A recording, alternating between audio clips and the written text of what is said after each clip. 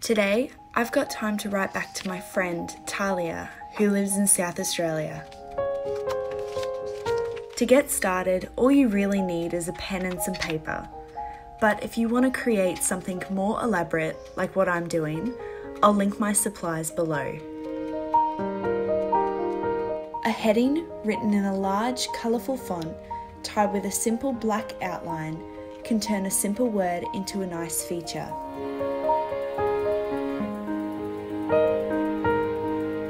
I'm using a trick I learnt to create another dimension by drawing a line with a white pen within each letter.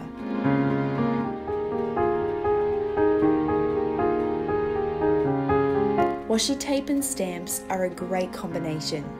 It helps those who can't draw or doodle, like me, make something look beautiful and effortless.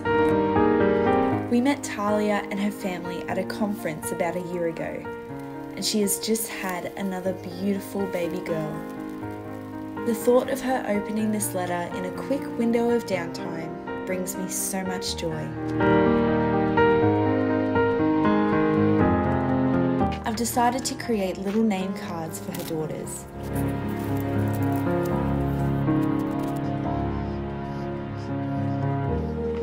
I used paper from a magazine, alphabet wooden stamps that I've had for years, and clear floral stamps I bought online with my clear stamp block.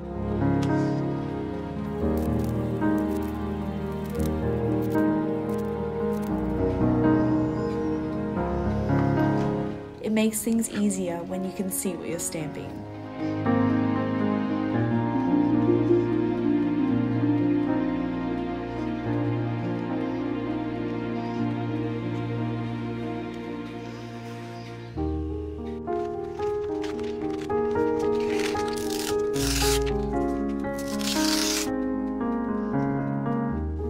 I always seem to forget to include some things in the main letter. So, in typical Michaela fashion, I had to add a PS note. A few white squigglies and some washi tape made it seem intentional. We write back to one another, so I've included a this or that prompt. What about you? Do you prefer morning or night? Tea or coffee? Time alone or time out? Let me know in the comments. I always like to include my latest favourites as a fun extra. This letter I'm including my favourite tea, meal and hobby. While I'm preparing the envelope, I'd love to share a perfect quote that sums up the value of letter writing quite nicely. There is a charm to letters and cards that emails and SMSs can't ever replicate. You cannot inhale them, drawing the fragrance of the place they have been mailed from, the feel of the paper in your hand bearing the weight of the words contained within. You cannot rub your fingers over the paper and visualize the sender, seated at a table, writing, perhaps with a smile on their lips or a frown splitting the brow.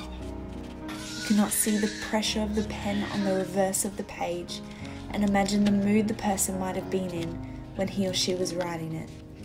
Smiley-faced icons cannot hope to replace words thought out carefully in order to put a smile on the other person's face.